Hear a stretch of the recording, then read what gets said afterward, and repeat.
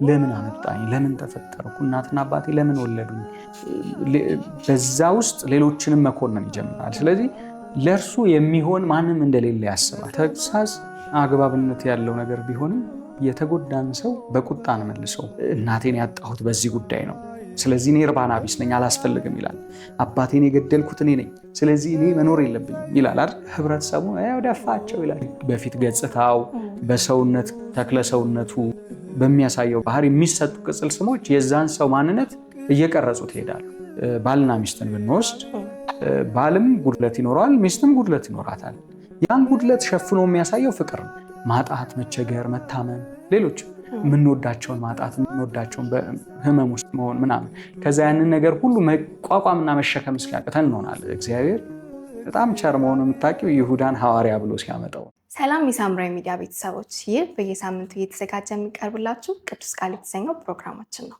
ዛሬ ከሚዲያ ባለሙያ እንዲሁም መንፈሳዊ አማካሪ መምህር እንግዳ ወርቅ ጋር ነን መምህር እንኳን ደህና መጡ እንኳን ደህና ቆያችሁን እንግዲህ ከዚህ ቀጥሎ ደግሞ አብረን በሰፊው መርሃ ግብር የምናካሄድ ይሆናል እንግዲህ በዚህ በቅዱስ ቃል መርሃ ግብር ላይ መንፈሳዊ ይዘት ያላቸው የብዙሃን ጥያቄ በሆኑ ጉዳዮች ላይ እንዲሁ እየተገናኘን ውይይት የምናደርግበትና ሳምንታዊ መርሃ ግብራችን ስለሆነ እግዚአብሔር እንግዲህ በአንድም በሌላም መልኩ ይናገራል ስለዚህ ማስተዋል ከሰው ነውና መልካም የሆነውን ቅዱሱን ቃል መልካም የሆነውን ሐሳብ ለአድማጭ ተመልካቾቻችን የምናጋራበት ስለሆነ እኔም በጣም ደስተኛ ነኝ በዛሬ ሳምንት ፕሮግራማችን እንደርስ የመረጥ ነው ስለ ራስን መጥላት ነውና ራስን መጥላት ስንል ከመጀመሪያው ስንል ምን ማለታችን ነው እንግዲህ ራስን መጥላት የሚለውን ሐሳብ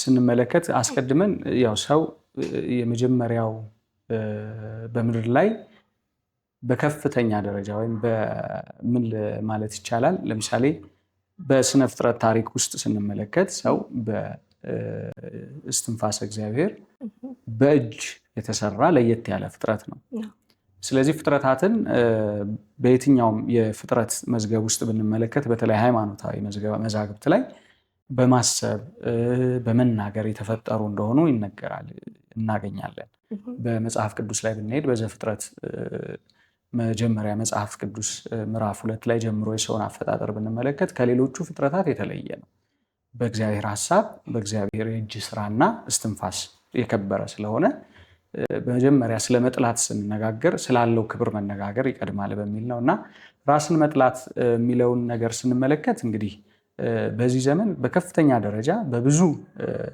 ማህበረሰብ ውስጥ እየተከሰተ ያለ ነገር ነውና ከግለሰብ ተነስቶ ግን ማህበረሰብንም ጭምር ጉዳት ወይም ደግሞ እክል እንዲያጋጥመው የሚያደርግ ነገር ነው እንግዲህ እያየን ያለ ነው ይሄ ከብዙ መንስኤዎች ሊመጣ ይችላል ስለዚህ ራስን መጥላት ማለት አንድ ሰው ካለው ዋጋ ወይም ደግሞ ያለውን ዋጋ አለማወቅ አለመገንዘብ ከዛም በታች ደግሞ ራስን የተጣለ አድርጎ ማሰብና በዛ ውስጥ የሚኖር የመንፈሳዊም የስነ ልቦናዊም እክል ነው በሳይንሱ እንደ አንድ የጤና ችግር ተደርጎ ይወሰዳል የራሱም ደግሞ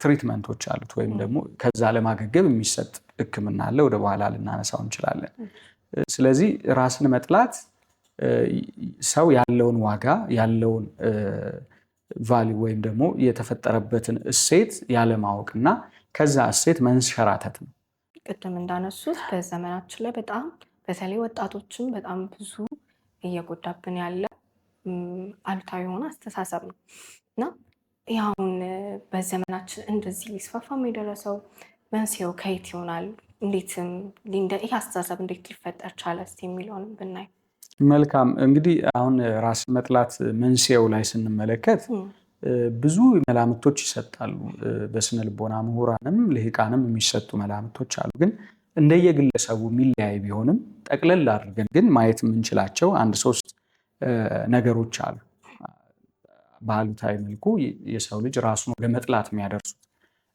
አመክንዮዎች ይሄንን ስንመለከት ምንድነው ለምሳሌ የመጀመሪያው ለራስ የተዛባ አመለካከት ወይም ደግሞ የራስን ምስል በአሉታዊ መልኩ የማየት ይሄን ነገር ሰፋ አድርገን ስናብራራው ምንድነው የሰው ልጅ ያው ቅርጽ የሚይዘው የሚቀረጸው መጀመሪያ በቤተሰብ ከተወለደ በኋላ ከዛ በማህበረሰብ ከዛ በትምህርት የሚያዳብረው ነው። እነዚህን የሚያገኛቸውን እውቀቶች አስተባብሮ በአእምሮ ውቅር ውስጥ ጨምቆ ከዛ ለኑሮ ይተረጉመዋል። ይሄ ደግሞ በመልካምም በመጥፎውም ሊገለጥ ይችላል።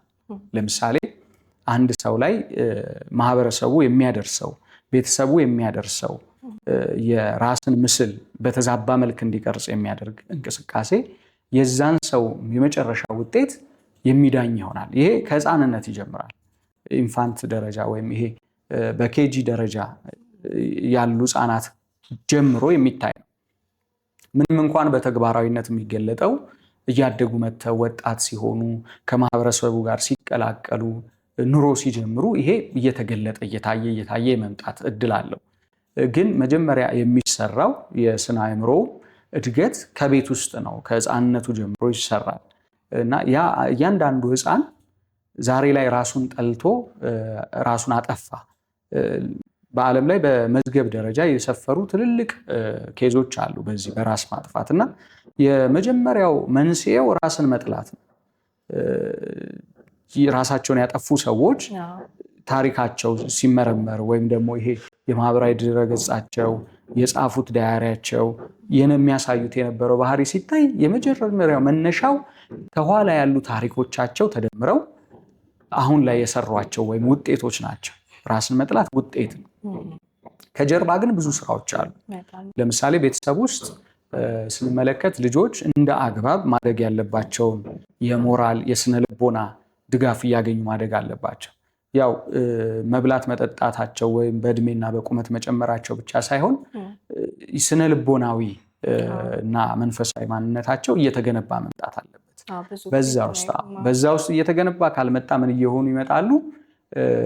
የመጀመሪያው ከቤተሰብ ከዛ ከማህበረሰብ ከዛ ከራሳቸውም ይገለሉና ይጠፋሉ። ስለዚህ እነዚህ ነገሮች ራስን መጥላት ውጤት ከሆነ መንስኤዎቹ ምንድናቸው ካልን የመጀመሪያው በማህበረሰብ ወይም በቤተሰብ ጀምሮ የሚመጣ በቀላሉ ለምሳሌ ቅጽል ስም እንደ ተራ ነገር እናየዋለን አይደል? ለምሳሌ በፊት ገጽታው በሰውነት ተክለሰውነቱ በሚያሳየው ባህሪ የሚሰጡ ቅጽል ስሞች የዛን ሰው ማንነት እየቀረጹት ይሄዳሉ። አሁን ሳናስተውላቸው ነው የምናደርገው እና እነዚህ ነገሮች ይደማመሩና የሆነ ወቅት ላይ ያንን ሰው ባልሆነ ስዕል ይገልጹታል። እንደው እዚህ ላይ ማንሳት ብዙም ላይጠቅም ይችላል እንጂ ዱዋል ፐርሰናሊቲ ወይም መልቲፕል ፐርሰናሊቲ መፈጠር ሁሉ ይጀምራል። ያ ራሱን የቻለ ሌላ ርዕስ ስለሆነ ወይ በሌላ ጊዜ እንመጣበታለን። እዚህኛው ላይ ግን ራስን መጥላት ላይ ስንመጣ ቤተሰብ ከሚያሳየው ማህበረሰብ በአባባልም አለ አይደል? በእኛ ሀገር ስም ይወጣ ከቤት ይከተል ጎረቤት ይባላል። እንደዚህ አይነት ነገሮች አሉና እነዚህ ነገሮች ተክለሰውነትን መጥላት ለምሳሌ ዓይንን፣ አፍንጫን፣ ጆሮን፣ እግርን፣ እጅን የመልክ ማንቀይራቸው እና ሁሉም እዚህ ተክለሰውነት ላይ ያሉትን ነገሮች መጥላት ይጀምራል። ከዛ እኔ ማህበረሰቡ በሚያስቀምጠው መስፈርት ብቁ አይደለሁም ወደ ማለት ያልተገባ ብየና ወይም ውሳኔ ይገባል ማለት ነው እና ይሄ አንደኛው ነው። ከማህበረሰብ ከቤተሰብ በዘልማድ የሚመጡ ነገሮች አሉ። ማህበረሰብም እንደዚሁ አንዳንድ ጊዜ እከሌ እንዲህ ነው የሚሉ ከስሞች ከአባባሎች ወይም ከፍረጃዎች ይነሳና ለራሱ የሚሰጠው ትርጉም ወይም ለራሱ ማንነት የሚሰጠው ነገር ዋጋ እያጣበት ይመጣል። ስለዚህ በቀጥታ ይሄ ሰው በሂደት ራሱን ወደ መጥላት ይመጣል። የመጀመሪያው እንግዲህ እስከ ዕለተ ሞታችን ይዘነው የምንከተለው መልካችን ነው። አንዱን ከፍ ማድረግ የሚፈለገውን ከፍ ማድረግ፣ መቀነስ የሚፈለገው መቀነስ፣ ማስረዘም የሚፈለገው ማስረዘም እና ይሄ ደግሞ በመጀመሪያ የሚጣለው ከፈጣሪ ሐሳብ ጋር ማለት ሁሉን ውብ አድርጎ ፈጥሯል። ሁሉን እንደሚገባው አድርጎ ፈጥሯል። የተሰጠንን ነገር ማክበር መቻል አለብን እና ይሄ የሚፈጠረው የመጀመሪያው አሉታዊ የሆነ ፐርሴፕሽን በውስጣችን ውስጥ ስናዳብር ነው።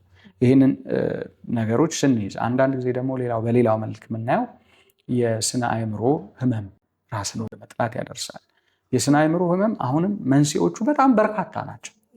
እንደየግለሰቡ አጋጣሚ ይወሰናል እና በዛ የስነ አእምሮ ነገር ውስጥ የተጠቃ ሰው ራስን ወደ መጥላት ሊደርስ ይችላል።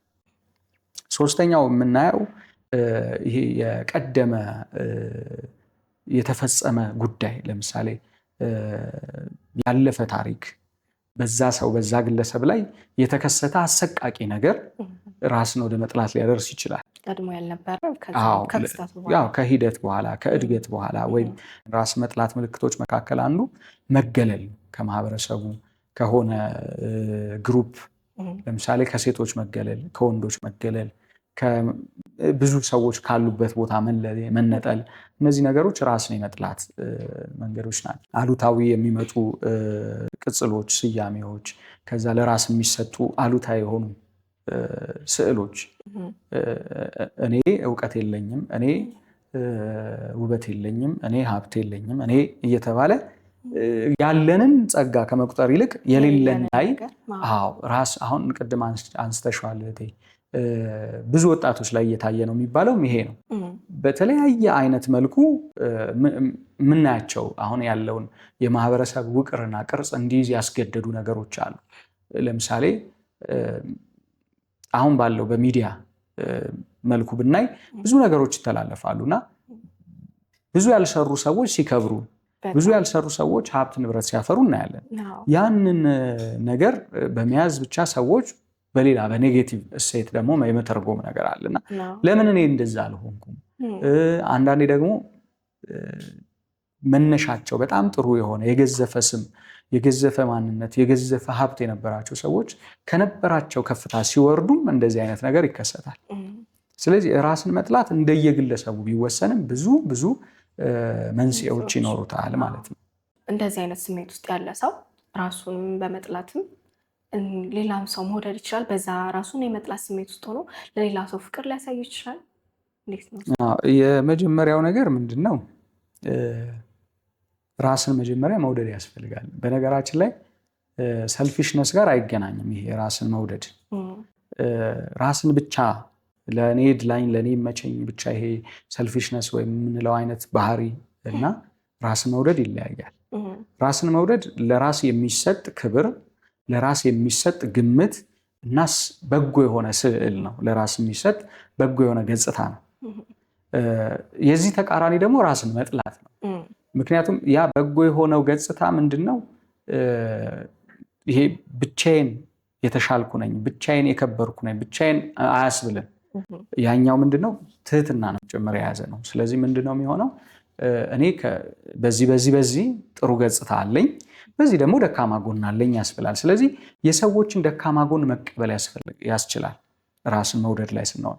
ምክንያቱም ሰው ሙላት ስለሌለው ሙሉ ነው የሚያስብለው ፍቅር ሲኖረው ነው።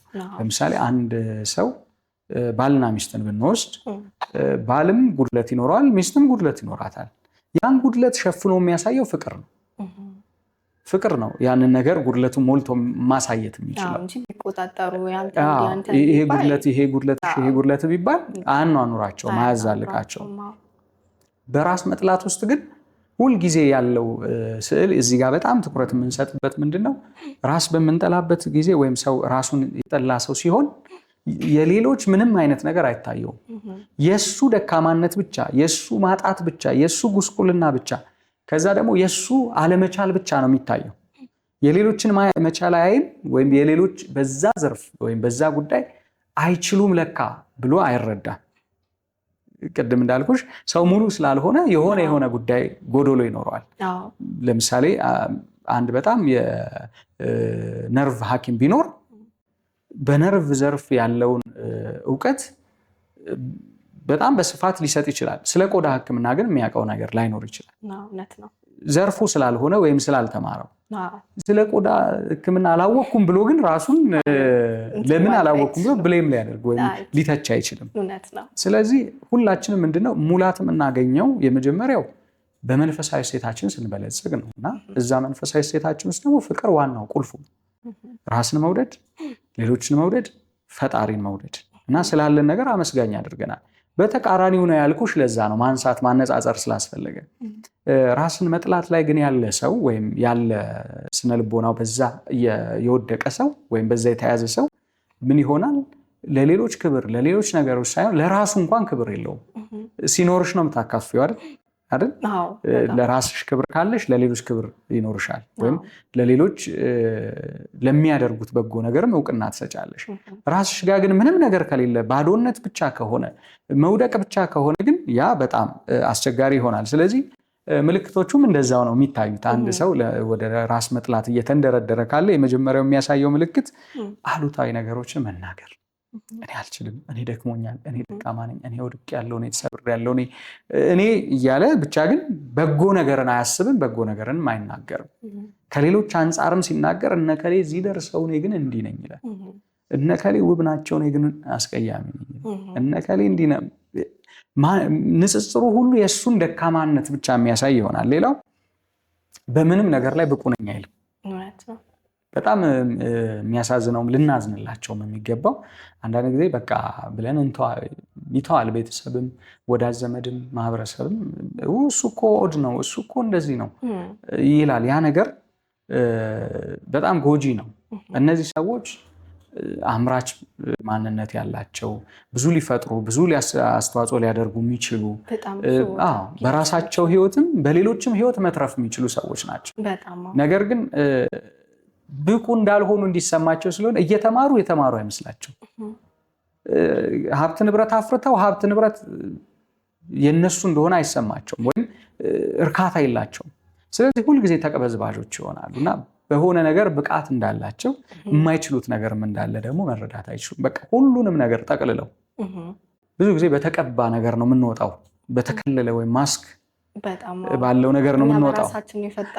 አዎ ማለት ትክክለኛውን ማንነታችን ተቀብለን ያንን አምነን ሳይሆን አንዳንድ ጊዜ ራሳችን ያለውን የተሰጠንን ተፈጥሯዊ ማንነታችን በመጥላት የተነሳ አርቲፊሻል ማንነት ቅድም እንዳልነው መልቲፕል ፐርሰናሊቲ ይፈጥራል።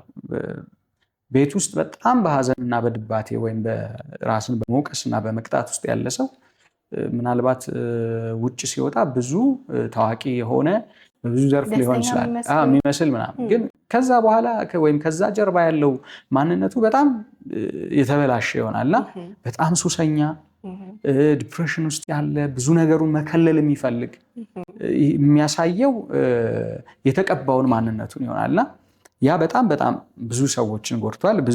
ብዙ ነገር መስራት የሚችሉ ወይም ማንነታቸው በጣም መልካም የነበሩ ሰዎችን እስከ መጥፋት አድርሷቸዋልና ራስን መጥላት ፈጽሞ ወደሆነ ራስን መጥላትና ደግሞ ዲፕሬሽን ውስጥ ወይም ከሁሉ ነገር ራስን አግልሎ በጭንቀት በመወጠር ውስጥ ይከታልና ይሄ ነገር እንደው በቀላሉ የሚታይም አይደለም። በተለይ ይሄ ሱስ ላይ ያሉ አንዳንድ ሰዎች ለምሳሌ የሱስ ማገገሚያ ይገባሉ፣ ግን አያገግሙ። የሆነ ያህል ለውጦች ይታዩባቸዋል። ከማገገሚያው ሲወጡ የባሰ ነገር ውስጥ ይገባሉ እና መጀመሪያ መታከም ያለበት ለራሱ የሚሰጠው ቫሊዩ ላይ ነው፣ ለራሱ የሚሰጠው ዋጋ ላይ ነው መታከም ያለበት ሰውየው፣ የዚህ ችግር ተጠቂ ማለት ነው። ልክ ይሄ መታከሙ ወይም ይሄን ነገር ማገገም ሲጀምር ሌሎቹ ነገሮች በሂደት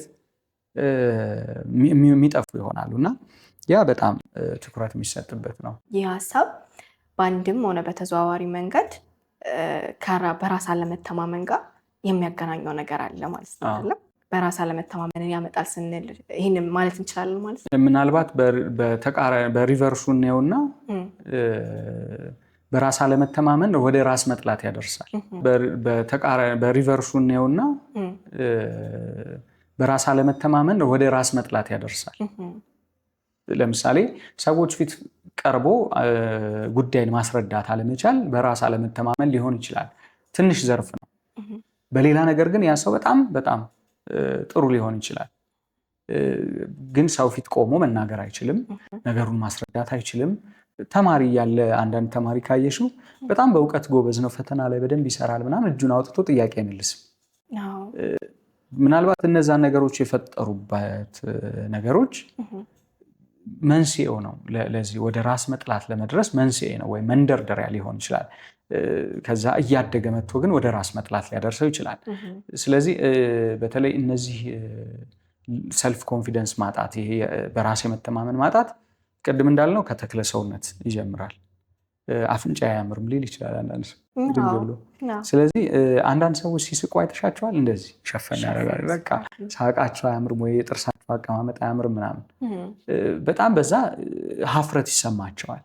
እነዛ ነገሮች ግን ሲያድጉ እያደገ ለምሳሌ ዛሬ በጥርሱ ያፈረ ሰው ቀጥሎ በአፍንጫው ያፍራል፣ በጆሮ፣ በአይኑ፣ በመላው ተክለ ሰውነት በሌሎችም እያፈረ ይመጣልና ያ ደግሞ ራስን ወደ መጥላት፣ ከሆኑ ነገሮች ራስን ወደ ማግለል፣ ከነገሮች መራቅ፣ ራስን በሆነ ጭንብል ውስጥ ማስቀመጥ፣ እነዚህ ነገሮች ይመጣሉና ኮንፊደንስ መገንባት ያለበት መጀመሪያ ላይ እንዳነሳ ነው በሕፃንነት ነው።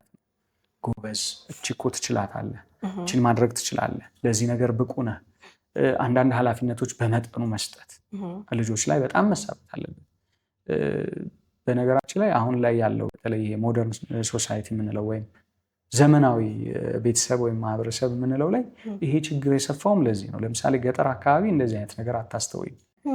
አንደኛ ተመሳሳይ ማህበረሰብ ነው ያለው፣ ተመሳሳይ ያኗኗር ዘይቤ የሚከተል ነው። ሌላው መፍትሄ ላይ የምናነሳው ነው በጣም የተሳሰረ ቤተሰባዊ ማንነት፣ ማህበረሰባዊ ማንነት ምናምን ያለው ነው እና ለእንደዚህ አይነት ጉድለቶች ቦታ የለውም። በብዙ ነገር ተጋግዞ ተሞላልቶ ነው የሚቆመው። ከተማ ላይ ያለው ወይ ደግሞ የሰለጠነው ማህበረሰብ የምንለው ጋር ግን ስንመጣ የመጀመሪያው እንከን ቤተሰብ ልጆቹን እንዴት ማሳደግ እንዳለበት ዘንግቷል ማለት እንችላለን። ይኖራሉ፣ በጣም የተሳካላቸው ቤተሰቦች ይኖራሉ። አብዛኛው ቤተሰብ ግን ለልጁ ምን መስጠት እንዳለበት ምን እድሜ ላይ መስጠት እንዳለበት ዘንግቷል። አንዳንዴ ራሱ እንትን ይላሉ፣ እንትናና ታይም እንዴ እያየ በጣም ተጽዕኖ ውስጥ የሚወድቁ ልጆች አሉ። ይሄ አስተዳደግ ላይ ነው መሰረት የሚያዝበት። በዚህ ውስጥ በጣም የምናስተውለው አሁን ላይ የምናስተውለው ነገር ብዙ ልጅ የቤተሰብ ይሄ ቀጥታ የሆነ ግንኙነት የለው። ምክንያቱም አብዛኛው ሰው እየወጣ እየወረደ እየደከመ እየለፋ መኖር ላይ ነው ያለው። ግን ማህበረሰብ እየገነባ ነው ወይ ቤተሰብ እየገነባ ነው ወይ አይደለም። እኔ አንድ ታሪክ እዚህ ላይ ላንሳ። አንድ በቅርብ ማቀው ሰው ነው እና ምን አለኝ፣ አባትና እናቴ አለ ፍቅር ስለሚባለው ነገር አያውቁም አለ። እና እንዴት አለ፣ ይመጣሉ ልጆች እያጠናችሁ ነው፣ ከዛ እነሱ ሳሎን ናቸው፣ እኛ መኝታ ቤት ነናል። እኔ ስለምሰራው ወይም እኔ ስለማስበው ወይም እኔ ስለምማረው ነገር ወንድሜ ወይም ታላቄ ወይ ታናሽ አያውቅም። እኔ ወንድሜ የት እንደሚሰራ አላውቅም። ምን ይስራ የት ይስራ አላውቅም። ቤት ውስጥ ግን አብረን እንገኛለን። በዓል ሲሆን ምናልባት እድል ከቀናን አብረን ልንበላ እንችላለን። ከዛ ውጭ ግን ይሄ እንደ ቤተሰብ አብሮ የሚቀመጡበት ሰዓት፣ የሚያወሩበት ሰዓት፣ ሌላው ቴሌቪዥን እንኳን የሚያዩበት ሰዓት የላቸው፣ የሚበሉበት ሰዓት የላቸው። የአብሮ ጊዜ በቃ የአብሮነት ጊዜ የለም። በጣም የቀነሰ ነው እና በተለይ ይሄ የተማረው ማህበረሰብ እያወቀ ብዙ ጊዜ እነዚህ ነገሮች ይስታል እና ውሎ ድካም የሞላበት የመውጣት የመውረድ ነገር ስላለበት ቤት ሲመጣ ምናልባት አልጋው ነው የሚታየው። በጣም ጥቂት እንደው አለፍ ካለ ምግብ አብሮ ሊበላ ይችላል። ስለዚህ ልጆቹ ምን ያስባሉ? የልጆቹ ደረጃ ምን ላይ ነው? ዛሬ ትንሽ እድሜ ላይ ያለ ልጅ ምናልባት ብዙ ጊዜ እንደ ቀልድ ይነሳል እና አባት ሁል ጊዜ ማታ ማታ ነው የሚመጣው እና ልጆቹ ተኝተው ነው የሚደርሰው እና ልጅ አደገ ምናምን፣ አዎ አደገ ልጄ ምን አከለ ሲባል እንደዚህ ያለ ተኝቶ ነው የሚያውቀው። ልጅህ እንዴት ነው ምን ያህል ሲባል በቁመት ነው አይደል ልናሳይ የምንችለው። አባትና ልጅ ግን የመገናኘት አቅም ስላልነበራቸው ወይም አጋጣሚ ስላልነበራቸው ሁልጊዜ ተኝቶ ስለሚያገኘው ምን አለ ይሄን እና እንደዚህ አይነት ነገሮች አሉ። መውጣት መውረዳችን፣ መስራታችን፣ መልፋታችን ለልጆቻችን ሊሆን ይችላል። ግን ከምንም በላይ ይሄ ቤተሰባዊ መዋቅሩ ቤተሰባዊ ማንነቱ ግን መጠበቅ አለበት። ልጆች መደመጥ ይፈልጋሉ። ከኛ በተግባርም በቃልም ይማራሉ። ስለዚህ ይሄ ነገር በጣም መሰራት ያለበት የት ነው? ታች ደረጃ ህፃናት ላይ ነው። ህፃናት ላይ እየሰራ ነው ከመጣን በወጣትነት ዘመኑ እናትና አባቱ ሁሉንም ነገር ሚስጥር አይሆንበት፣ ተደብቆም የሚያደርገው ነገር የለም፣ መገለል አይሰማውም። ቅድም ያነሳናቸው ተጽዕኖ ውስጥ ይከታቸዋል ያልናቸው በራስ መተማመንን ያሳጠዋል የምንላቸው ነገሮች አይኖሩትም። ብርታቱን ያውቀዋል፣ ድካሙን ያውቀዋል። ድክመቱን በብርታቱ መሸፈን ይችላል። በጎ ነገሩን ያውቀዋል፣ መጥፎ ደግሞ ነገሮችን ያውቃልና ይሄ ነገር እንዲኖረው ይረዳዋል። ይሄ ነገር ግን ከሌለው በራስ አለመተማመን በራሱ መንደርደሪያ ነው ወደዛኛው ወደ ራስ መጥላት ለመሄድና ብዙ ሰው ልክ በራስ አለመተማመን ላይ ሲመጣ ማከም መቻል አለበት። ማከም መቻል አለበት። መፍትሄውን ስናነሳ የምናነሳው ይሄን ነው። ከራስ የሚጀምር ማከም መቻል አለበት እና በዚህ መልክ መሄድ ከቻለ ይሄ በራስ ያለመተማመኑን ያጠፋል። ሁለተኛ ደግሞ ራስን መጥላትን ማስቆም ወይም መግታት ይቻላል እና ያ ግን ከሌለ እየተባባሰ ይሄድና ቅድም እንዳልነው መጨረሻው ራስን ማጥፋት ይሆናል። እንደዚህ አይነት አስተሳሰብ ላይ ያሉ ሰዎች በጣም ቀስ ያለም ይሁን ሳይታወቃቸው የሚሆን ህይወታቸው ላይ የሚመጡ ለውጦች አሉ። በቃ ሳያስቡትም መንፈሳዊ ህይወታቸው ላይም ዓለማዊ ህይወታቸውም ላይ ያ ባህሪያቸው አስተሳሰባቸው ያመጣባቸው ነገሮች እነሱ ነገሮች ምን ይሆናሉ? ራስን መጥላት ውስጥ የገባ አንድ ሰው የመጀመሪያው ብሌም ያደርጋል። ማለት ሁሉንም ነገር ለእሱ ፖዘቲቭ ወይም ቀና የሚባል ነገር አይኖርም በየትኛውም። ይሄ ደግሞ ፈጣሪንም ያካትታል። ለምን አመጣኝ? ለምን ተፈጠርኩ? እናትና አባቴ ለምን ወለዱኝ?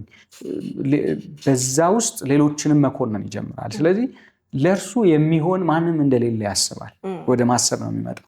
ስለዚህ መንፈሳዊ ህይወት በደንብ ይጎዳል። መዳኛውም እሱ ነው።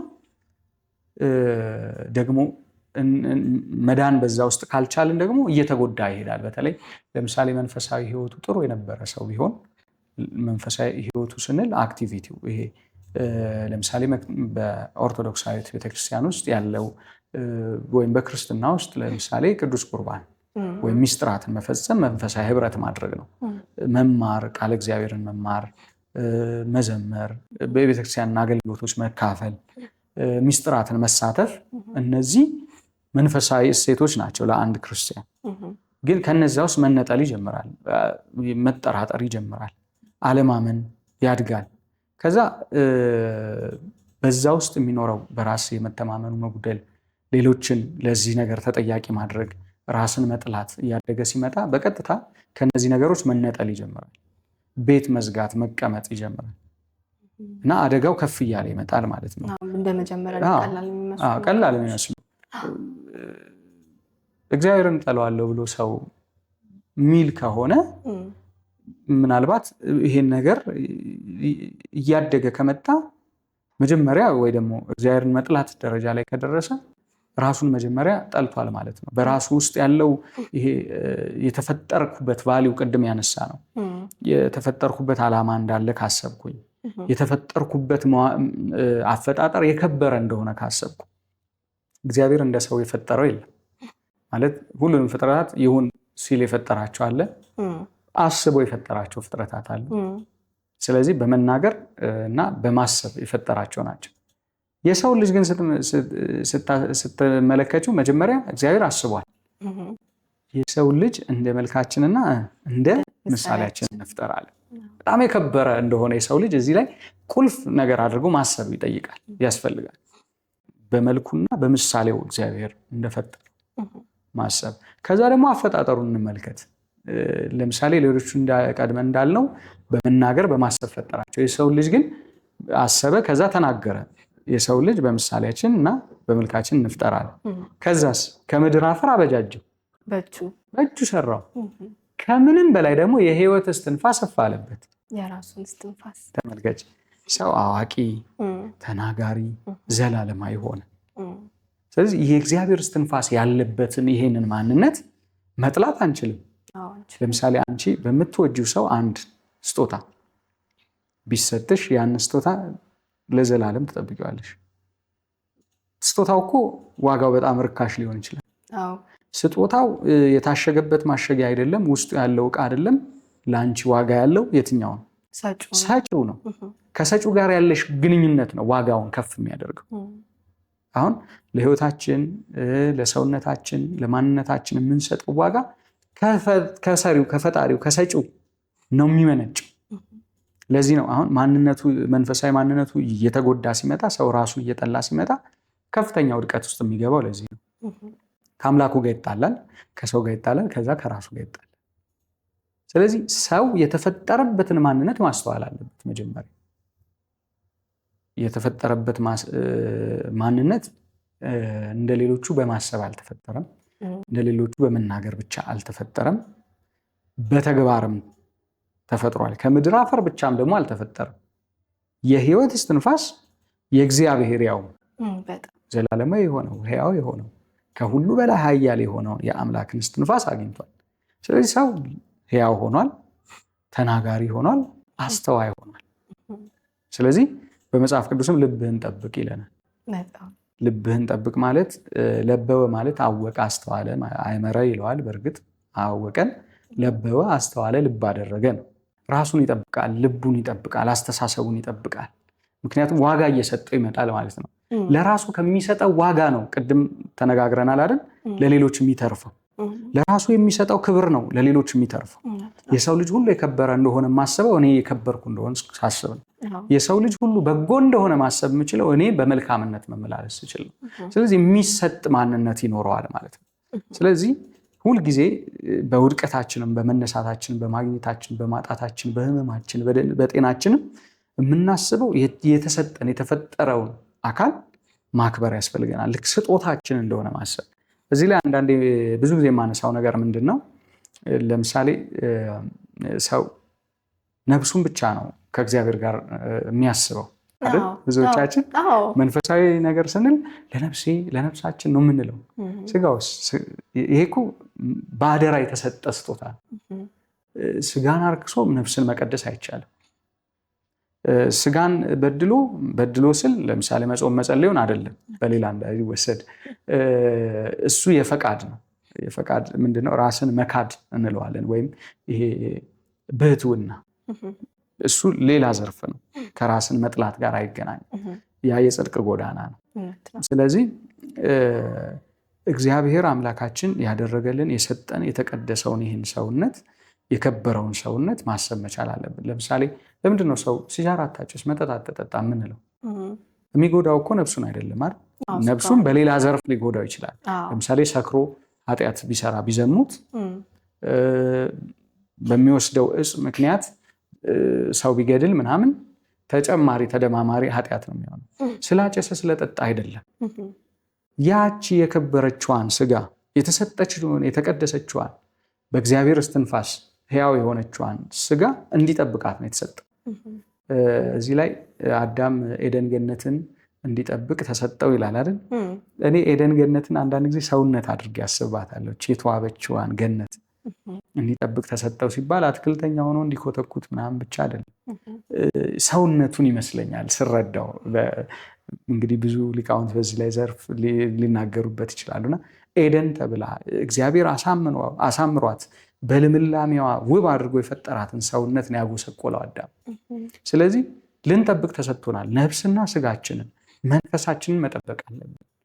አሁን የምንነጋገርበትንም ነገር የሚያመጣው እነዚህ ነገሮች በአግባቡ ከፈጣሪ ጋር ባለማገናኘት፣ የተከበረ መሆኑን ባለማወቅና ባለማመን እነዚህ ነገሮች ወደ ውድቀት ይመሩናል። አንዳንዴ የሚመጡ ጥያቄዎች አሉ። በእንደዚህ አይነት ስሜት ውስጥ ካሉ ሰዎች አሁን እግዚአብሔርን እጠላዋለሁ የሚል ሰው ይኖራል እና በዛ ሰዓት የኛ ሪስፖንስ የኛ ምላሽ የእነሱን ሀሳብ የማባባስ የእነሱን ሁኔታ የማባባስም የመቀነስም አቅም አለው እና እንደዚህ አይነት ነገሮች ሲመጡ አንዳንዴ እንደውም ረብስማ ምንድን ነው የምትለው የሚል ነገር ሲሆን ጭራሽ ሰው በቃ የሚለው ነገር ውስጥ ይገባል እና እንደዚህ አይነት ጥያቄዎች በሚመጡ እንደዚህ አይነት አመለካከት ያላቸው ሰዎች በሚመጡበት ሰዓት የኛ አመላለስ እንዴት ነው መሆን ያለበት? ተግሳጽ አግባብነት ያለው ነገር ቢሆንም የተጎዳን ሰው በቁጣ አንመልሰውም። በቁጣ በመዝለፍ አንመልሰውም። በትህትናና በፍቅር እንመልሰዋለን። እንደዚህ አይነት ጉዳት ያለባቸው ደግሞ ሰዎች የስነ አእምሮም ጉዳት ስለሆነ በአግባቡ ነው መጠገን ያለባቸው። ለምሳሌ ተነስቶ እንደዚህ አይነት ነገሮችን ሪፍሌክት የሚያደርግ ሰው በመጀመሪያ ደረጃ ይሄ ሰው እየተነፈሰ ነው። ይሄ የእግዚአብሔር ስጦታ ነው፣ ማንም አይሰጥም። ብዙዎች ዛሬ ብዙ ገንዘብ ከፍለው እኮ ሆስፒታል ተኝተው በረዳት መተንፈሻ መሳሪያ እኮ የሚተነፍሱ አሉ። ባለፈው ስናወራ ነበረ። አንድ ሰው እኮ ተመስገን ብሎ የተመገበውን ምግብ እዳሪ አድርጎ ለማውጣት እግዚአብሔር የሰራው ሰውነት እግዚአብሔር ፍቃዱ ስላለበት ነው ይሄ የሚሆነው እንጂ እኔ አንድ ታሪክ አውቃለሁ። በጣም የሚገርም ታሪክ ነው። አንድ ወንድማችን ራሱን ለማጥፋት ይሞክራል በሆኑ ጉዳዮች እና ሳይሆን ይቀራል። እግዚአብሔር ፍቃድ ስላልነበር እግዚአብሔር በቃ ለሁሉም እንዲጠፉበት አይፈልግም ሰው እና ጠበቀው እና ተረፈ። ይሄ ልጅ ሲተርፍ ሆስፒታል ቆይቶ ምናምን ድኖ ሲወጣ ለረጅም ጊዜ ስለቆየ እንጀራ መብላት ፈለገና ተመገበ። ያንን ምግብ ከተመገበ በኋላ መውጣት አልቻለም። ምክንያቱም እነዚህ እንትኖች ረስተዋል፣ በቃ ፈንክሽን ማድረግ ረስተዋል፣ መተግበር ስራቸውን የተለመደ ስራቸውን መስራት ረስተዋል እና በጣም ጭንቅ ሆነ። በጣም ብዙ ቦታ በጣም ንጹህ የተባሉ መጸዳጃ ቤቶች ሳይቀር ቀያይሮ ሞከረ። በመጨረሻ ይህ ሰው ምን አደረገ መሰለሽ? በብዙ እንትን ተገላገለው ማለት ይቀላል። ይሄ ሲሆን ማለት ነው ልንጠይቀው ስንሄድ በዚህ ጉዳይ ግን አመስግናችሁ ታውቃላችሁ እግዚአብሔርን አለን። በጭራሽ እኛ ቀለል አድርገን ነው የምናስበው። በቃ በግዴታው እንደሆነ ነው የምናስበው። እና ምንድነው የሚፈጥርልን? እግዚአብሔር ቸርነቱን እንድናይ ነው። ጠዋት ፀሐይ አውጥቶ አየራትን በቃ በነፃነት ስበን የምንፈጽማቸው ነገሮች ፈጽመን ውለን ስንገባ የእግዚአብሔር ምስጋና እኮ በጣም ያስፈልጋል። ማለት ያለሱ ፍቃድ የሆነች አንዳት ነገር አትኖርም። አሁን እጠለዋለሁ እንደዚህ ነው ይሄን አድርጎኛል ከትሮማ ተነስቶ ነው ማለት ያለፈ ታሪካቸው የፈጠረባቸው ተጽዕኖ ነው። ይህም መረዳት ያስፈልጋል። ማለት እነዚህ ሰዎች ላይ ምንድነው የሆነው? ምንድነው የተፈጸመው? ምንድነው ይሄ እዚህ ደረጃ ያደረሳቸው? አንዳንድ ጊዜ የሚመጣብንን ነገር ለበረከት እንደሚሆን ማሰብ ያስፈልጋል። ማለት ብዙ ተደጋጋሚ ችግሮች ያጋጥሙናል። ይሄ በሰው ልጅ ህይወት ውስጥ ስላለ ማጣት፣ መቸገር፣ መታመም፣ ሌሎች የምንወዳቸውን ማጣት፣ የምንወዳቸውን በህመም ውስጥ መሆን ምናምን ከዛ ያንን ነገር ሁሉ መቋቋምና መሸከም እስኪያቅተን እንሆናለን። ከዛ ምንም መፍጠር እንደማንችል ሲገባን ራሳችን መጥላት እንጀምራለን። ያ ደግሞ ይህንን ያደረገው ብለን ብሌም ማድረግ ቅድም እንዳነሳ ነው እግዚአብሔር ነው ያደረገው፣ አባቴ ነው ያደረገው፣ እናቴ ነው ያደረገችው፣ ወንድሞቼ፣ ቤተሰቤ ነው ወደ ማለት እንመጣለን። ከዛ ያ ነገር ያድግና ራሳችንን ሌላውንም ማጥፋት ደረጃ ያደርሰናል። እና ይሄ በጣም በጣም ሊታይ ያስፈልገዋል። እነዚህን ሰዎችንም ስናገኛቸው የመጀመሪያው ነፍሱና መንፈሱ ነው ማረፍ ያለበት። ለምሳሌ አንዳንድ ሰው ወደ ጸበል ይሄዳል። ለምን የሚሄድ ይመስላችሁ?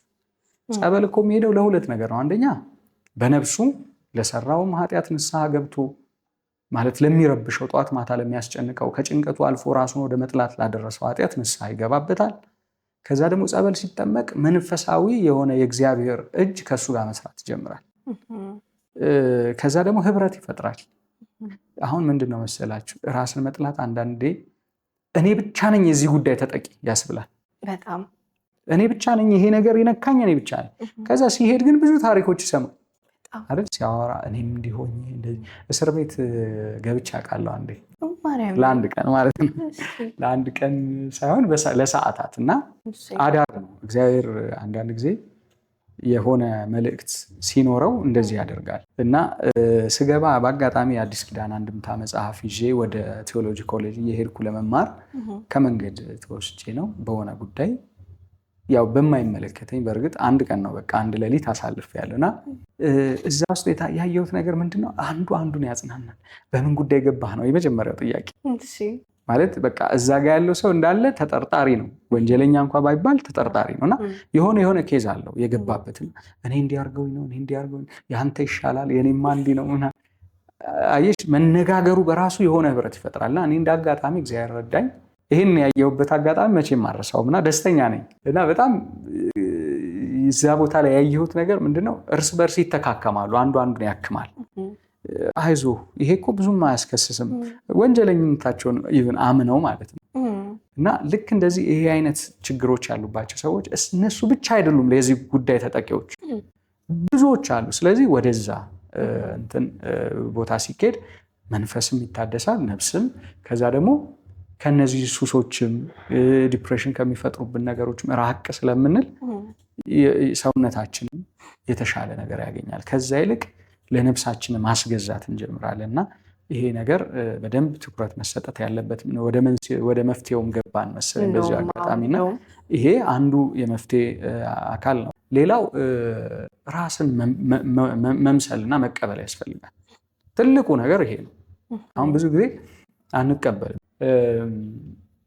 በጣም ትንሽ በሆነ ነገር በጣም በቃ በመልኩም በሱ በማንነቱ ላይ ለውጥ በማያመጣ ነገር ግን በመጨነቅ ብዛት፣ በዲፕሬሽን ብዛት፣ ራሱን በማግለል ብዛት ወደ ራስ መጥላት ያደርሰዋል።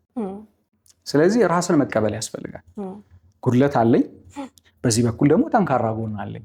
የመጀመሪያው ሕክምና ከራስ ነው። ራስ ላይ መስራት ያስፈልጋል፣ ማከም ያስፈልጋል። ራስ እኔ እከሌ ነኝ፣ ስም አለኝ፣ ማንነት አለኝ፣ መልክ አለኝ፣ ገጽታ አለኝ። ይሄ የተዋበው ተክለ ሰውነቴ መልኬ እግዚአብሔር በመልክና በምሳሌ እንፍጠር ያለው መልክ ይሄ ነው ለማመን አለብን። እግዚአብሔር መልኩ ቀይ ነው፣ ጥቁር፣ የቀይ ዳማ፣ ቻይናዊ ይመስላል፣ አውሮፓዊ ይመስላል፣ አፍሪካዊ፣ የትኛው ነው እግዚአብሔር መልክ? የእግዚአብሔር መልክ ማለት በጎነት፣ የዋህነት፣ ቸርነት፣ መልካምነት መገለጫው እግዚአብሔር ይሄ ነው። ቸር ነው እግዚአብሔር፣ ፍቅር ነው፣ ሰላም ነው። ስለዚህ እነዚህን ምን ማድረግ ያስፈልጋል? መለማመድ ያስፈልጋል ከውስጣችን። ከዛ ደግሞ ይቅር ባይ መሆን፣ ትልቁ ነገር ይሄ ነው። ደግሞ ይቅር ባይ መሆን መጀመሪያ ለራሳችን ይቅርታ መጠየቅ ያለብን ወይ ይቅር ማለት ያለብን ራሳችን። አንዳንድ ጊዜ በጣም አሸባሪ የሆነ ማንነት ይኖረናል። ማለት ብዙ ሰዎችን የጎዳንበት ህይወት ይኖረናል። እናቴን ያጣሁት በዚህ ጉዳይ ነው፣ ስለዚህ እኔ እርባና ቢስ ነኝ፣ አላስፈልግም ይላል። አባቴን የገደልኩት እኔ ነኝ፣ ስለዚህ እኔ መኖር የለብኝም ይላል አይደል? እንደዚህ አይነት ኬዞች ብዙ እንሰማለን። በጣም ብዙ። ያ ደግሞ ወደ ጭንቀትና ህብረተሰቡ ደፋቸው ይላል፣ እንትን ሲለን ደፋት ይኸው ይላል። ስለዚህ ወደ ምን ይመጣል? ያንን ዕዳ በደል መሸከም። ስለዚህ ራስን ይቅርታ ማድረግ ያስፈልጋል። ራስን ይቅር ማለት ያስፈልጋል። ከዛ አሁን ሰው የንስሐ ልብ እንዲኖረው ሁሌ እንሰብካለን አይደል?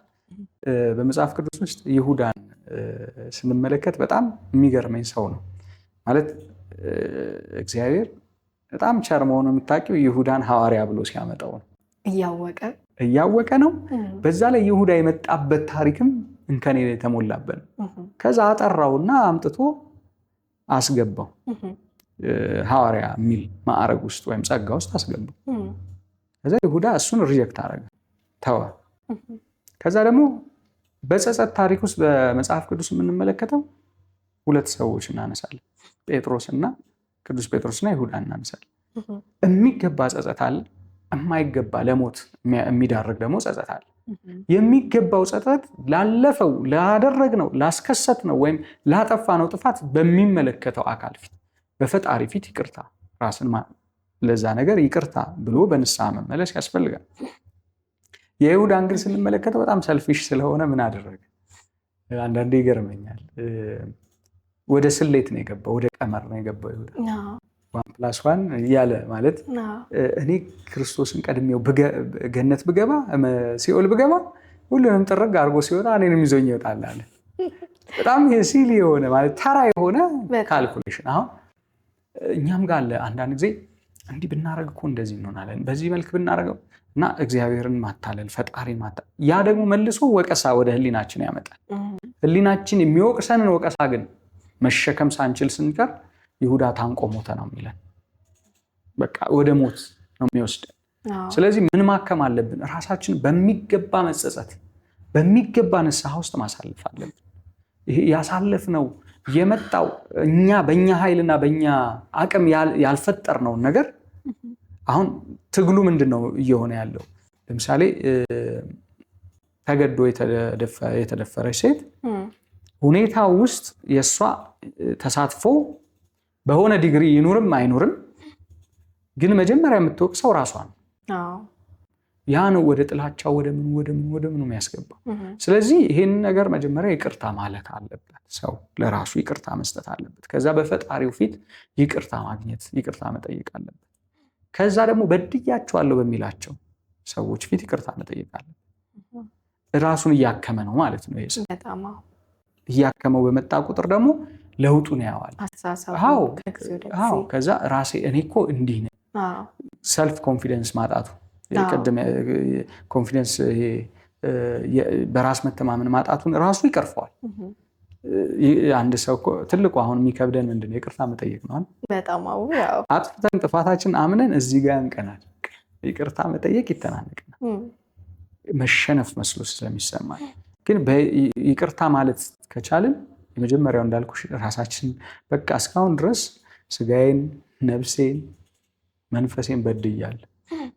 በቃ አንደኛ በዲፕሬሽን ውስጥ ቁጭ ብዬ የሆነ ቦታ ተዘግቼ በቃ በዚህ በተቆለፈ ማንነት ውስጥ በመኖር በድያለሁ። ራሴን በሱስ በመጥመድ በድያለሁ። ይሄንን በቃ ከዚህ ጀምሮ ራሴን ማከምና ይቅር ማለት አለብኝ። ከዛ ቀስ በቀስ መንፈሳዊ ልምምዶቹንም በጎ የሆኑትንም ግንኙነቶችን ከጓደኞች ጋር ከማህበረሰብ ጋርም እየፈጠረ ይመጣልና ለውጡ ደግሞ የሚታይ ነው። በጣም የሚገርምሽ ለራስሽ የምትሰጪው ዋጋ ከፍ ሲል አንዳንድ ሰዎች አሉ፣ ይህም በሽታ እንደሆነ ይሰማኛል፣ እኔ ከማንም በላይና የተለየው ነኝ የሚሉ ሰዎች አሉ። ይህ በሽታ ነው ብዬ አስባለሁ። ግን ወደዛ ሳንገባ ይሄኛውን እንደ መደምደሚያም ስናነሳ መፍትሄውን ራስን ማከም፣ ከሰዎች ጋር መወያየት፣ መነጋገር፣ በጎ የሆነ ህብረት ውስጥ መግባት። አሁን በእኛ በኢትዮጵያውያን ባህል ብዙ ነገሮች አሉ። እድር አለ፣ እቁብ አለን፣ ከዛ ጽዋ አለን፣ የሚያስተሳስር እንገናኛለን። አሁን ለመተው ወይም የሚያስተውን ነገር እየበዛ ሲመጣ ህመሙም ወይም ደግሞ የምናየው ነገር እየበዛ መጥቷል። ትልቁ መታከሚያችን እሱ ነበረ። ስለዚህ መታከም ያስፈልጋል። የባሰ ሲሆን በስነ ልቦና ባለሙያም እርዳታ ያስፈልጋል። በመንፈሳዊ አባቶች በካህናት ቁጭ ተደርጎ መመከር መታከም መቻል አለበት። ከዛ እየታከመ ሲመጣ ለውጡ ይታየዋል። ብራይት ይሄ ብርሃናዊ የሆነ ማንነቱ ይታየዋል። ከዛ እየዳነ ይመጣል። ሰላማዊ ህይወቱን መኖር ይችላል። እና መፍትሄው ይሄ ነው። ከራስንና ካለውን ነገር አርቆ አግልሎ ወደ ውድቀት ከመሄድ ራስን ማሰብ፣ ማስተካከል፣ የተፈጠረበትን ዓላማ የፈጣሪውን ክብር ማሰብ ያስፈልጋል። ይሄ ነው። አመሰግናለሁ። ብዙ አይነት ሀሳቦችን አንስተናል። ሳናስበው ትንሽ የመሰሉ ነገሮች ግን ብዙ አይነት ነገሮችን እንደሚያመጡ ተከታታይ ነገሮች እንዳሉ ተገንዝበናል። በዚህም ትምህርት ላይ ሰዎች ብዙ ነገር እንደተማሩ እገምታለሁ። መምህር ቆይታችን በጣም አሪፍ ነበረ። የዚህ ሳምንት ፕሮግራማችን ከመምህር ጋር የነበረን ቆይታችን የሚመስል ነበር። በቀጣይ ሳምንት በሌላ ርዕስ አብረን ከመምህር ጋር እንገናኛለን ማለት ነው። መልካም ቆይታ።